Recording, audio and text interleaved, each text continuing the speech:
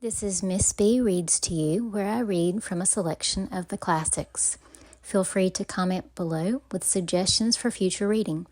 Don't forget to like, comment, and subscribe in order to hear more. Chapter 18. Till Elizabeth entered the drawing room at Netherfield and looked in vain for Mr. Wickham among the cluster of redcoats there assembled, a doubt of his being present had never occurred to her.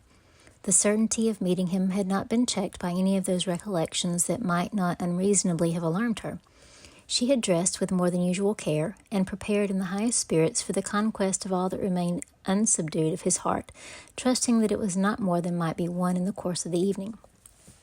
But in an instant arose the dreadful suspicion of his being purposely omitted from Mr. Darcy's pleasure in the Bingleys' invitation to the officers. And though this was not exactly the case, the absolute fact of his absence was pronounced by his friend Denny, to whom Lydia eagerly applied, and who told them that Wickham had been obliged to go to town on business the day before, and was not yet returned, adding, with a significant smile, "I do not imagine his business would have called him away just now if he had not wanted to avoid a certain gentleman here." This part of his intelligence, though unheard by Lydia, was caught by Elizabeth, and as it assured her that Darcy was not less answerable for Wickham's absence than if her first surmise had been just, every feeling of displeasure against the former was so sharpened by immediate disappointment that she could hardly reply with tolerable civility to the polite inquiries which he directly afterwards approached to make. Attention, forbearance, patience with Darcy was injury to Wickham.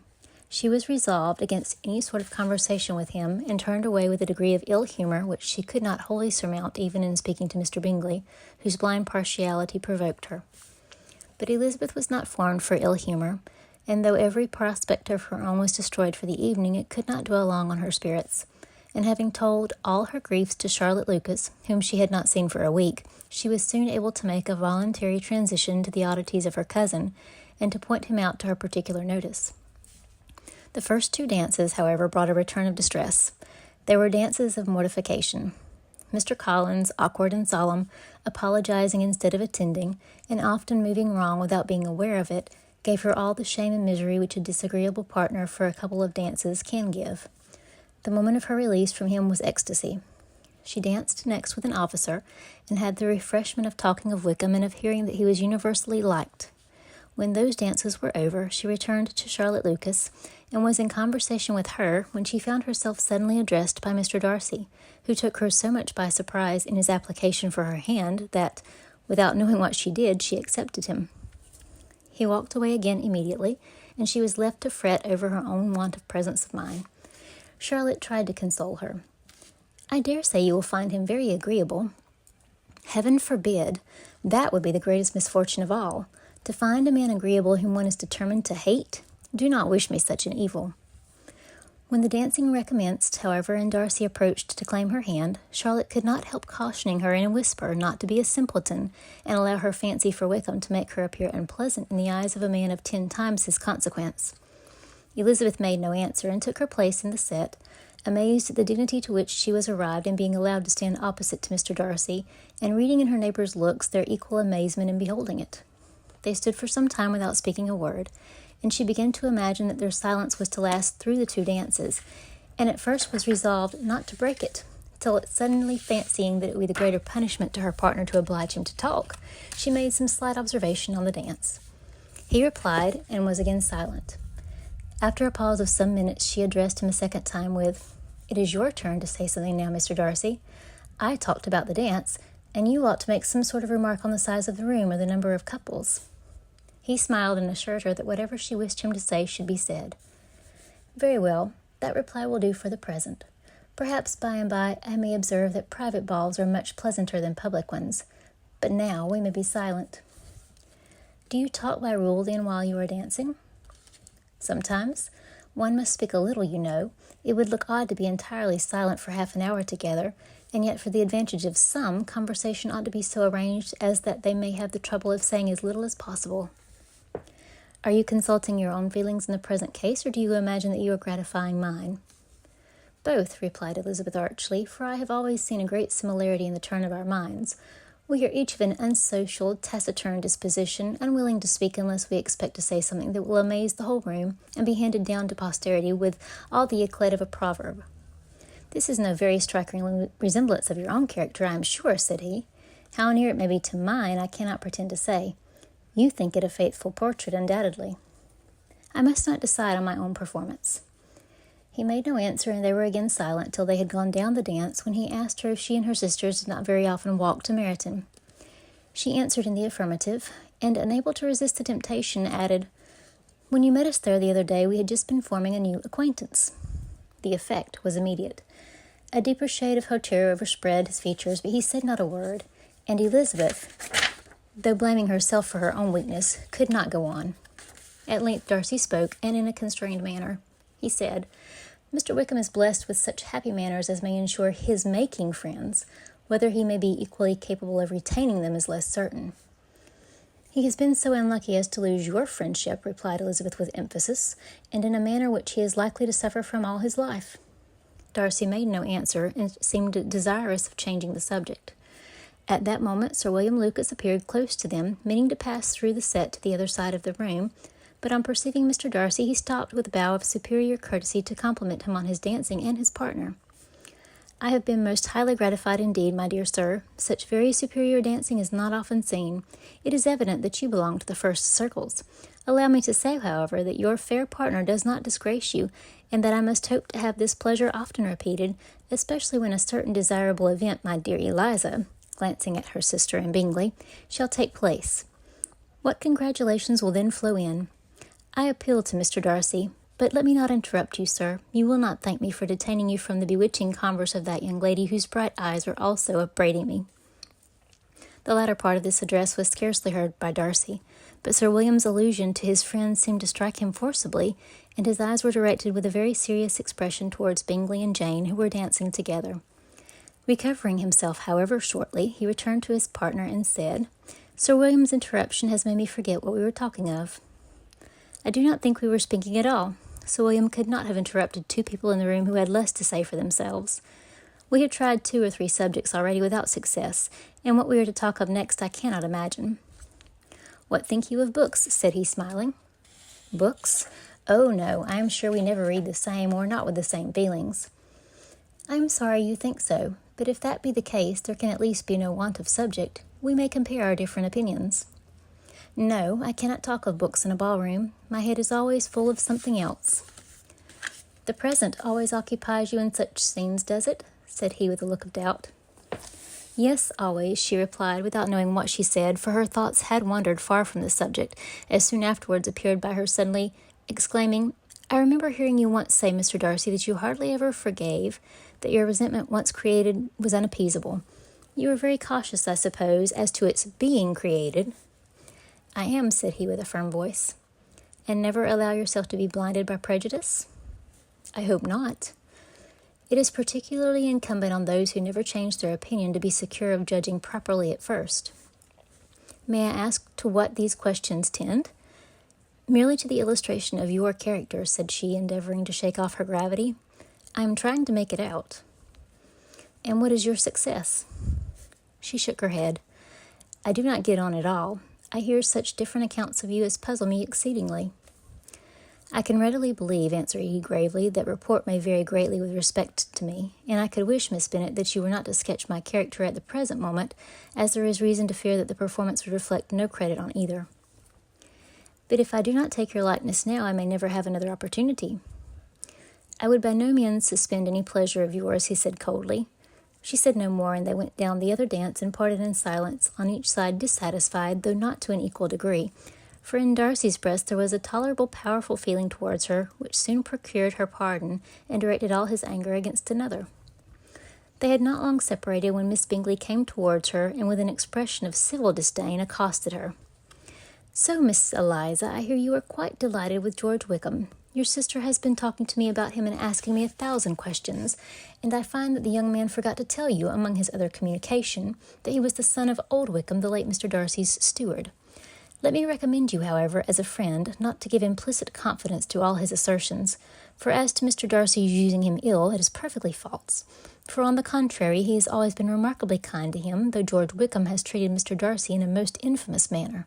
I do not know the particulars, but I know very well that Mr. Darcy is not in the least to blame, that he cannot bear to hear George Wickham mentioned, and that though my brother thought he could not well avoid including him in his invitation to the officers, he was excessively glad to find that he had taken himself out of the way. His coming into the country at all is a most insolent thing indeed, and I wonder how he could presume to do it. I pity you, Miss Eliza, for this discovery of your favourite's guilt, but really, considering his descent, one could not expect much better."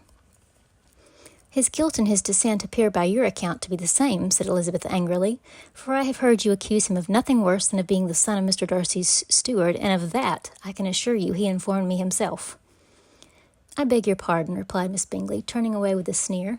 "Excuse my interference. It was kindly meant." "Insolent girl," said Elizabeth to herself. "You are much more mistaken if you expect to influence me by such a paltry attack as this. I see nothing in it but your own wilful ignorance and the malice of Mr. Darcy." She then sought her eldest sister, who had undertaken to make inquiries on the same subject of Bingley.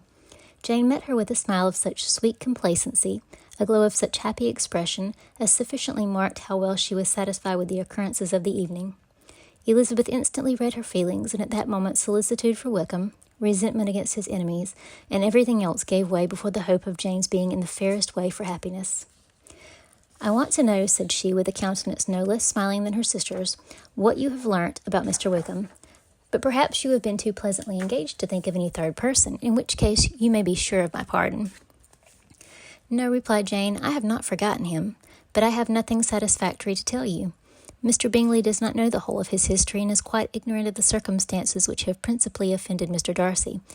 But he will vouch for the good conduct, the probity and honour of his friend, and is perfectly convinced that Mr. Wickham has deserved much less attention from Mr. Darcy than he has received. And I am sorry to say that, by his account as well as his sister's, Mr. Wickham's is by no means a respectable young man. I'm afraid he has been very imprudent, and has deserved to lose Mr. Darcy's regard." "Mr. Bingley does not know Mr. Wickham himself?" "No, he never saw him till the other morning at Meryton." "This account, then, is what he has received from Mr. Darcy. I am perfectly satisfied. But what does he say of the living?" "He does not exactly recollect the circumstances, though he has heard them from Mr. Darcy more than once, but he believes that it was left to him conditionally only." "I have not a doubt of Mr. Bingley's sincerity," said Elizabeth warmly, "but you must excuse my not being convinced by assurances only. Mr. Bingley's defence of his friend was a very able one, I dare say, but since he is unacquainted with several parts of the story, and has learnt the rest from that friend himself, I shall venture still to think of both gentlemen as I did before." She then changed the discourse to one more gratifying to each, and on which there could be no difference of sentiment.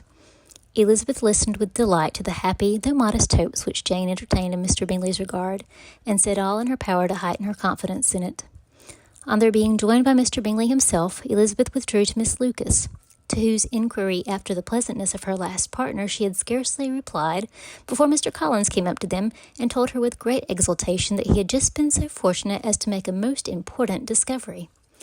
"I have found out," said he, "by a singular accident, that there is now in the room a near relation of my patroness.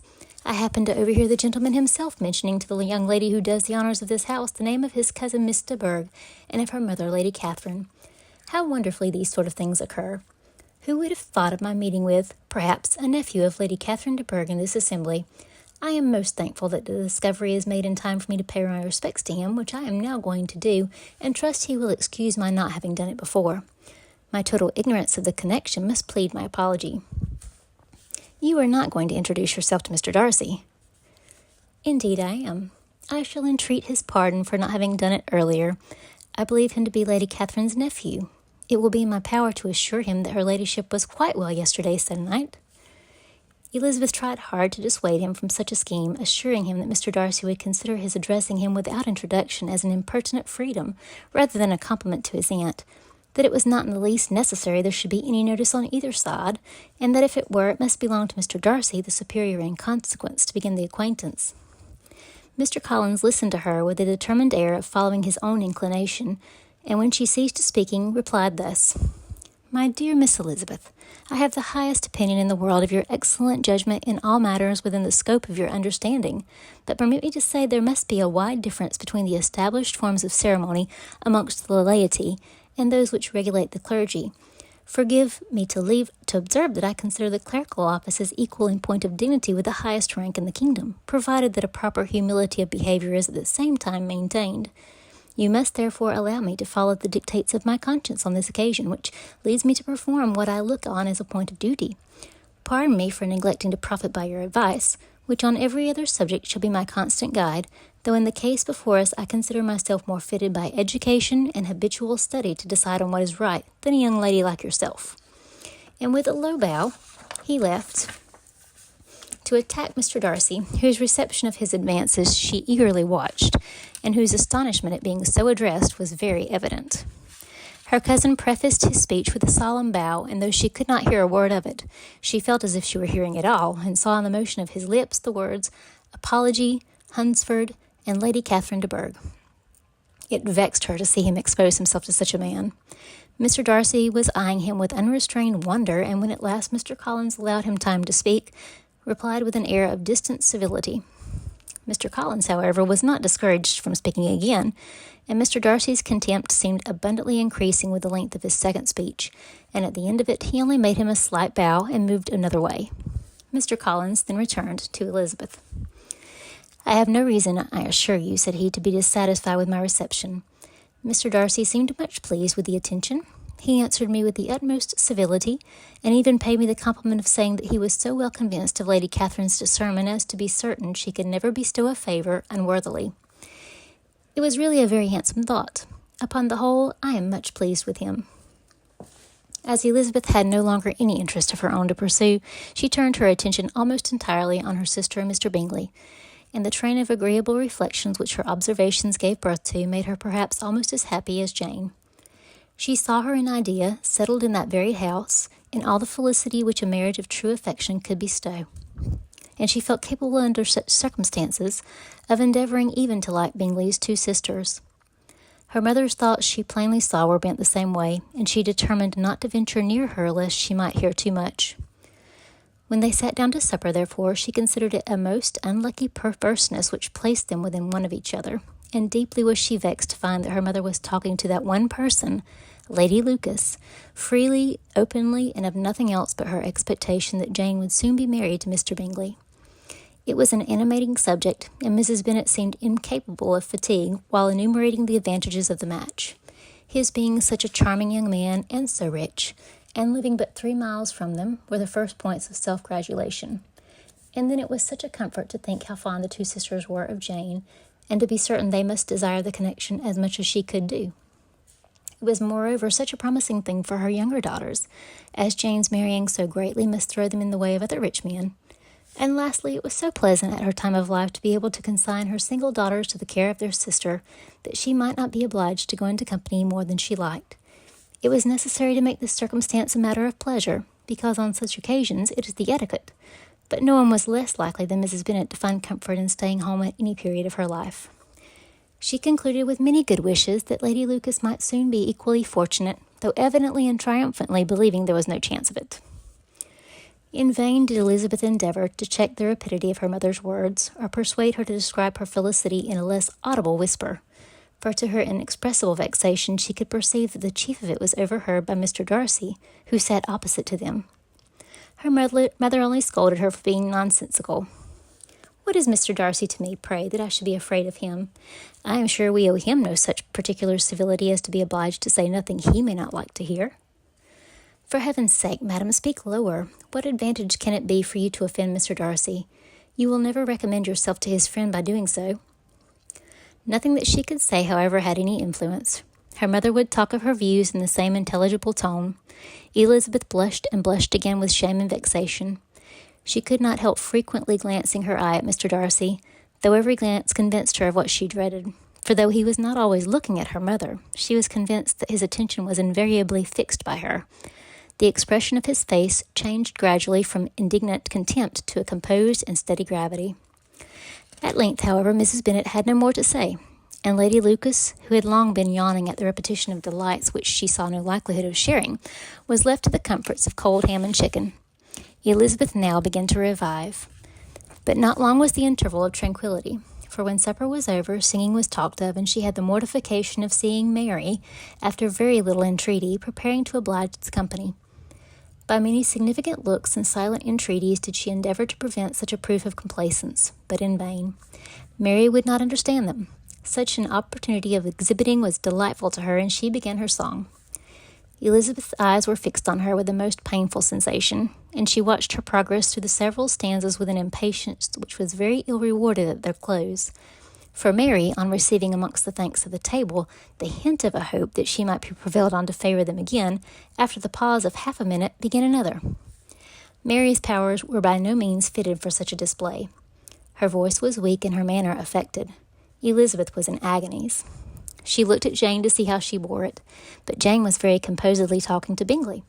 She looked at his two sisters, and saw them making signs of derision at each other and at Darcy, who continued, however, impenetrably grave. She looked at her father to entreat his interference, lest Mary should be singing all night. He took the hint, and when Mary had finished her second song, said aloud, "That will do extremely well, child. You have delighted us long enough. Let the other young ladies have time to exhibit." Mary, though pretending not to hear, was somewhat disconcerted, and Elizabeth, sorry for her and sorry for her father's speech, was afraid her anxiety had done no good. Others of the party were now applied to. "If I," said Mr. Collins, "were so fortunate as to be able to sing, I should have great pleasure, I am sure, in obliging the company with an air, for I consider music as a very innocent diversion and perfectly compatible with the profession of a clergyman. I do not mean, however, to assert that we can be justified in devoting too much of our time to music, for there are certainly other things to be attended to. The rector of a parish has much to do. In the first place, he must make such an agreement for tithes as may be beneficial to himself, and not offensive to his patron. He must write his own sermons, and the time that remains will not be too much for his parish duties, and the care and the improvement of his dwelling, which he cannot be excused from making as comfortable as possible. And I do not think it a light importance that he should have attentive and conciliatory manners toward everybody, especially toward those to whom he owes his preferment. I cannot acquit him of that duty, nor could I think well of the man who could omit an occasion of testifying his respect toward anybody connected with the family." And with a bow to Mr. Darcy, he concluded his speech, which he had spoken so loud as to be heard by half the room. Many stared, many smiled, but no one looked more amused than Mr. Bennet himself, while his wife seriously commended Mr. Collins for having spoken so sensibly, and observed in a half-whisper to Lady Lucas that he was a remarkably clever, good kind of young man.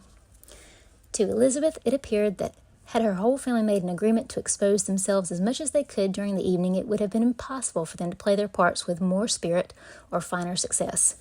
And happy did she think it for Bingley and her sister that some of the exhibition had escaped his notice, and that his feelings were not of a sort to be much distressed by the folly which he must have witnessed. That his two sisters and Mr. Darcy, however, should have an opportunity of ridiculing her relations was bad enough, and she could not determine whether the silent contempt of the gentlemen or the insolent smiles of the ladies were more intolerable. The rest of the evening brought her little amusement. She was teased by Mr. Collins, who continued most perseveringly by her side, and though he could not prevail on her to dance with him again, put it out of her power to dance with others. In vain did she entreat him to stand up with somebody else and offer to introduce him to any young lady in the room. He assured her that as to dancing he was perfectly indifferent to it, that his chief object was by delicate attentions to recommend himself to her, and that he should therefore make a point of remaining close to her the whole evening. There was no arguing upon such a project. She owed her greatest relief to her friend Miss Lucas, who often joined them and good-naturedly engaged Mr. Collins' conversation to herself. She was at last free from the offence of Mr. Darcy's further notice. Though often standing within a very short distance of her, quite disengaged, he never came near enough to speak. She felt it to be the probable consequence of her allusions to Mr. Wickham, and rejoiced in it. The Longbourn party were the last of all the company to depart, and by a manoeuvre of Mrs. Bennet had to wait for their carriage a quarter of an hour after everybody else had gone, which gave them time to see how heartily they were wished away by some of the family. Mrs. Hurst and her sister scarcely opened their mouths except to complain of fatigue, and were evidently impatient to have the house to themselves. They repulsed every attempt of Mrs. Bennet at conversation, and by so doing threw a languor over the whole party, which was very little relieved by the long speeches of Mr. Collins, who was complimenting Mr. Bingley and his sisters on the elegance of their entertainment, and the hospitality and politeness which had marked their behaviour to the guests. Darcy said nothing at all. Mr. Bennet, in equal silence, was enjoying the scene. Mr. Bingley and Jane were standing together, a little detached from the rest, and talked only to each other. Elizabeth preserved as steady a silence as either Mrs. Hurst or Miss Bingley. and even Lydia was too much fatigued to utter more than the occasional exclamation of, "Lord, how tired I am," accompanied by a violent yawn. When at length they arose to take leave, Mrs. Bennet was most pressingly civil in her hope of seeing the whole family soon at Longbourn, and addressed herself particularly to Mr. Bingley to assure him how happy he would make them by eating a family dinner with them at any time without the ceremony of a formal invitation. Bingley was all grateful pleasure, and he readily engaged for taking the earliest opportunity of waiting on her after his return from London, whither he was obliged to go the next day for a short time. Mrs. Bennet was perfectly satisfied, and quitted the house under the delightful persuasion that, allowing for the necessary preparation of settlements, new carriages, and wedding clothes, she should undoubtedly see her daughter settled at Netherfield in the course of 3 or 4 months. Of having another daughter married to Mr. Collins, she thought with equal certainty, and with considerable though not equal pleasure. Elizabeth was the least dear to her of all her children, and though the man and the match were quite good enough for her, the worth of each was eclipsed by Mr. Bingley and Netherfield.